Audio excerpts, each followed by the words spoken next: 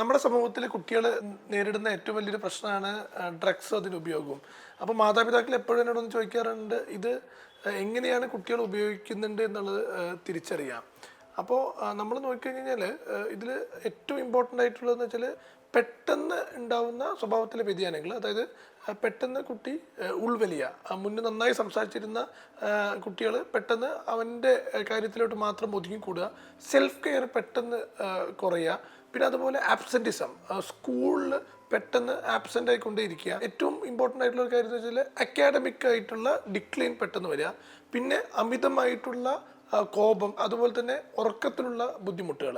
അപ്പോൾ ഇതൊക്കെ നമ്മളെപ്പോഴും എല്ലാ മാതാപിതാക്കളും ലൈക്ക് നമുക്ക് ഒരിക്കലും ലൈക്ക് എന്താ പറയുക, അവർ ഫ്രീഡം റെസ്ട്രിക്റ്റ് ചെയ്യുക എന്നുള്ളതല്ല പറയേണ്ടത്.